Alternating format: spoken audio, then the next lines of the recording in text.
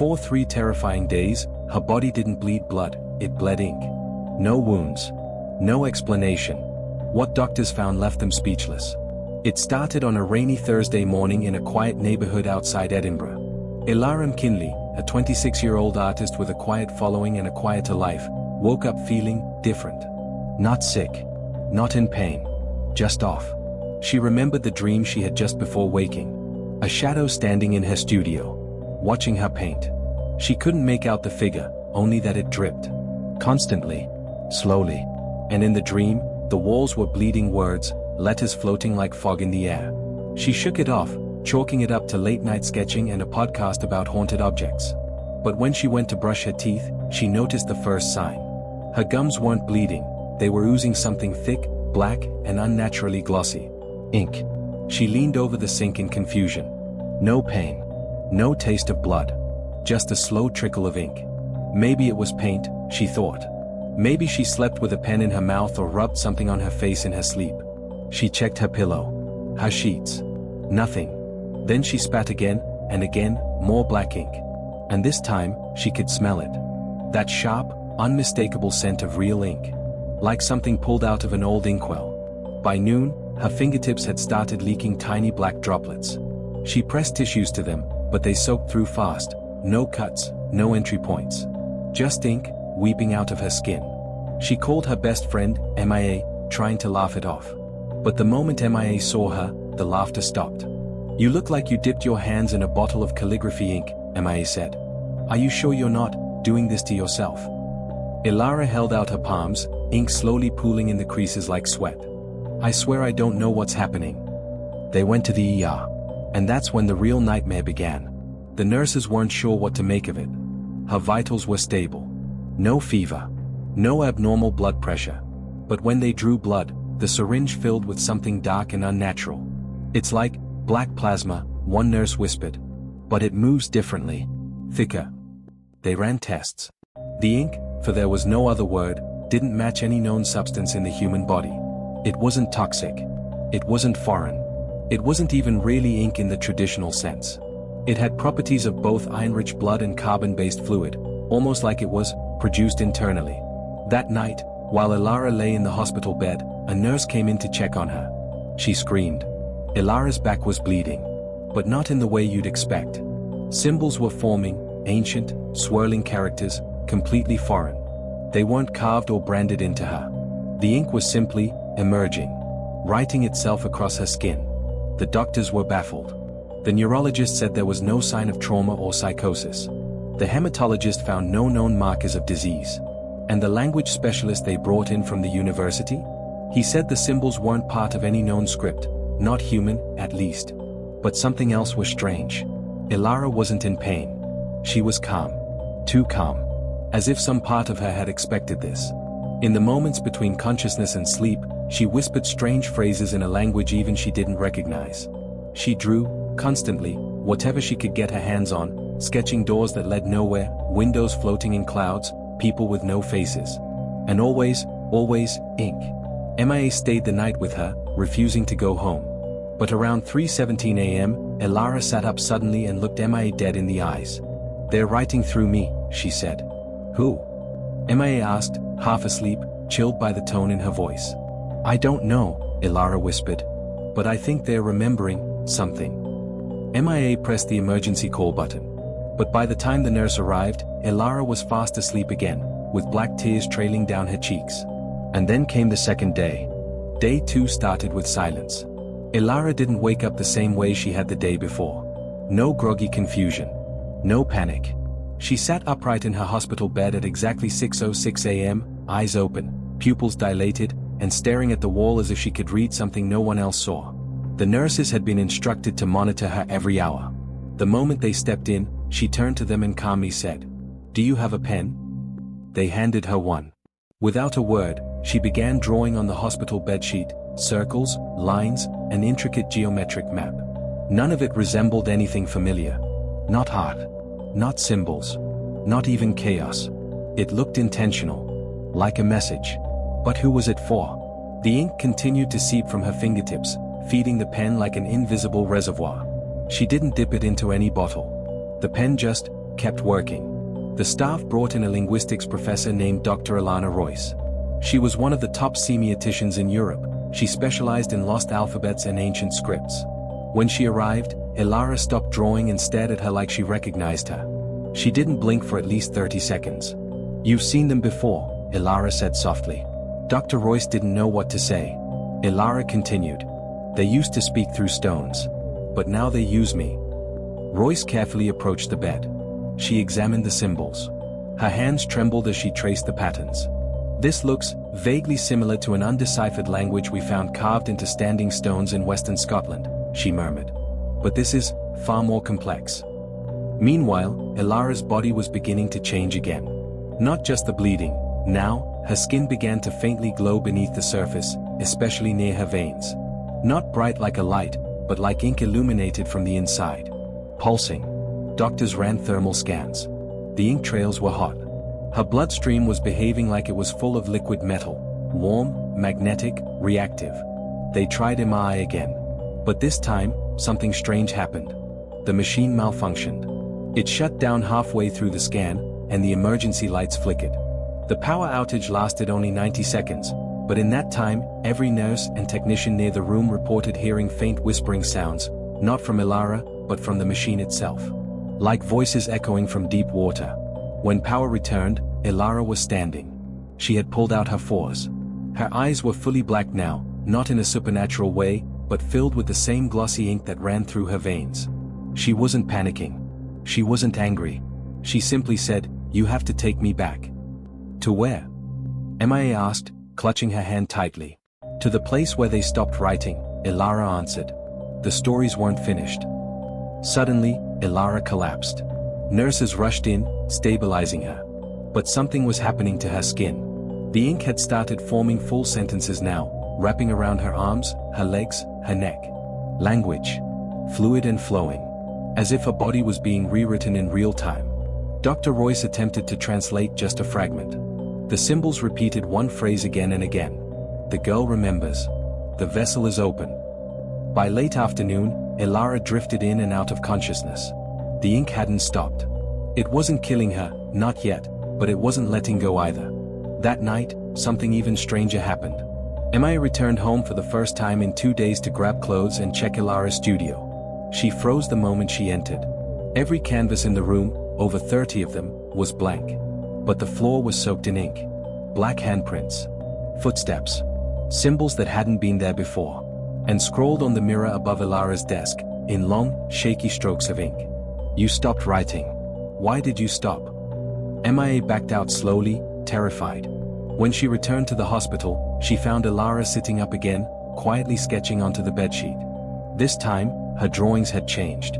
She wasn't drawing symbols anymore. She was drawing doors. One after another. Tall, narrow, faceless doors. Some floating in clouds. Others buried underground. Some marked with the same strange letters. But every single one had a handle on the inside. "What are these?" MIA asked. Ilara's voice was barely above a whisper. "They're where the stories live. They've been waiting." MIA leaned in closer. "For what?" Ilara looked up. "For me to finish the last chapter." By the start of the third day, Ilara had stopped speaking altogether. Her lips moved, but no sound came out, only ink.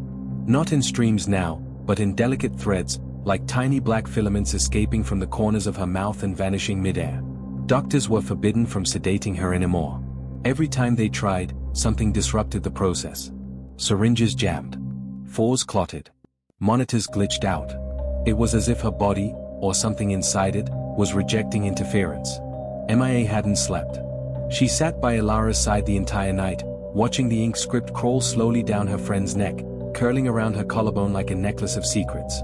Ilara's eyes were constantly tracking, not looking at the room, not at people, but at shapes in the air, like she was following invisible lines only she could see. Around 6 a.m., she reached out and touched Mia's hand. For the first time in 12 hours, she spoke. "It's not my story anymore." MIA leaned in. "Whose story is it?" Ilara whispered something almost inaudible. "The architects." MIA blinked. "Who?" Suddenly, the hospital room monitor let out a sharp, high-pitched tone. A new patient alert. Not for Ilara. The hallway lights flickered. Across the hospital, 3 other patients had coded, simultaneously.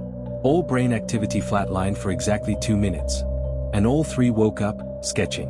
One with a spoon on their lunch tray. One with their finger on the wall. One drew with their own blood. The symbols were the same. Something was spreading. Dr. Royce, frantic and sleep-deprived, now believed Ilara was channeling something older than language itself. Something pre-human. A consciousness that had used writing as a way to live, not record, and had now found a new vessel. She had a theory. A terrifying one. She showed MIA an ancient stone rubbing taken from a Neolithic site in northern Scotland, long thought to be meaningless spirals and lines. But Ilara had drawn it exactly, the day before. And worse, she had drawn the next part of the design. The part that had never been found. She's not bleeding ink, Royce said. She's releasing it. Releasing whatever was carved into her, not physically, but somewhere deeper. MIA remembered something then. Ilara had been in a car accident when she was 17. Nothing fatal. But she had hit her head. Lost consciousness for hours. She'd said she didn't remember anything from that day. But she did start drawing soon after. Compulsively. Dark, surreal, impossible landscapes. And doors. Always the doors. MIA went back to the studio. She dug into a sealed crate marked Early Work, 2012. Inside were dozens of drawings, even back then, the same spirals, the same impossible doors, the same ink-like shading, though she had only used pencil. In one sketch, Ilara had drawn a room with a mirror. In the reflection? Herself, bleeding ink from her eyes. She had been channeling this for years. Back in the hospital, Ilara started to convulse. The lights dimmed to nothing, and the hospital generator kicked in. Every window in the wing cracked, not shattered, cracked symmetrically, forming perfect starburst shapes. When the lights returned, Ilara was standing in the middle of the room, awake and completely dry, no ink. Not even on her skin. Her voice was cold. Distant. They're almost through. The doctors tried to sedate her, restrain her, but the machines failed again. Paper sheets from nearby charts curled at the corners, darkening with wet ink like invisible hands were writing on them midair. And then, she fell silent again. Ilara's heartbeat slowed. Her blood pressure dropped. The ink began to recede. But her skin now showed something new. A perfect circular mark on her chest, ink black, shaped like a keyhole. Her body was becoming a door. Dr. Royce broke down. This is beyond any mythology, beyond any known phenomena. She's not just a subject, she's a convergence point. What does that mean? MIA asked, shaking her.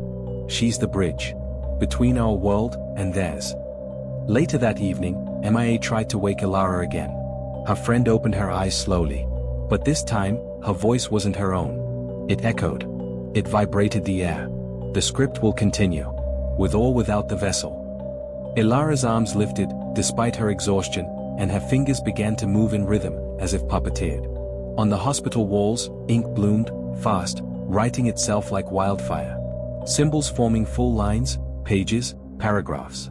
The entire room darkened with letters.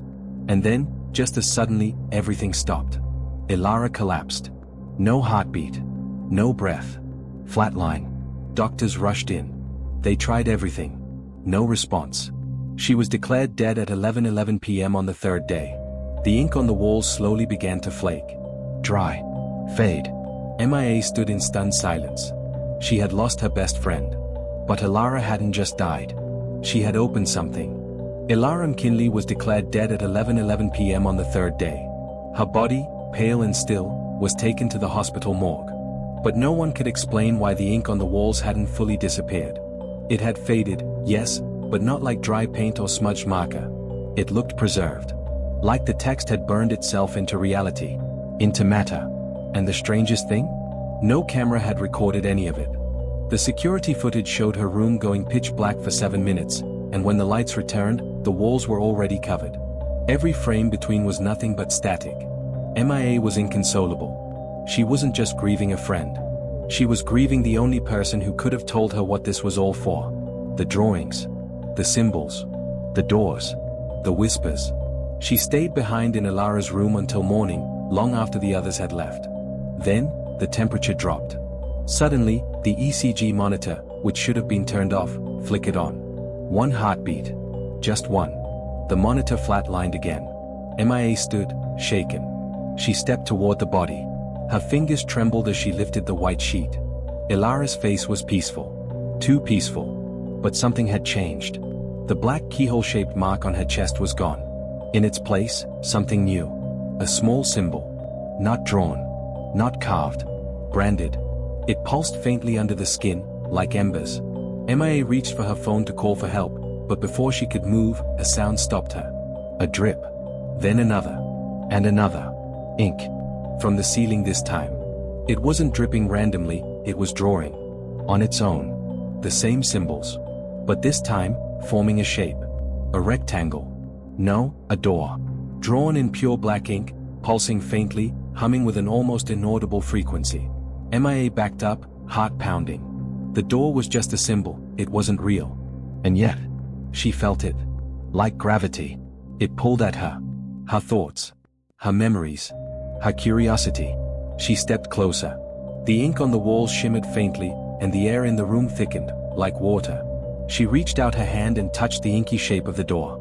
And in that moment, the room vanished. Not exploded. Not went dark. Just vanished. No walls. No hospital. No noise. MIA stood in a grey void. Empty. Cold. But not alone. Before her stood Ilara. But not as she had been. She glowed softly from within, as if lit by ink flowing under her skin like constellations. Her eyes were no longer black, but silver, reflective, like still water at midnight. Ilara? MIA whispered. Ilara didn't speak. She simply nodded, then stepped aside. Behind her, floating in the void, was a massive door. 10 feet tall. Covered in the same symbols, but this one was real. It opened slowly. No creak. No noise. Just light. Black and gold. Shifting. Breathing. And from within, a whisper, familiar and terrifying. The story is not written. Only remembered. MIA looked at Ilara. What happens if I go through? Ilara gave the faintest smile. You don't write the end of a story, you're inside. You become it.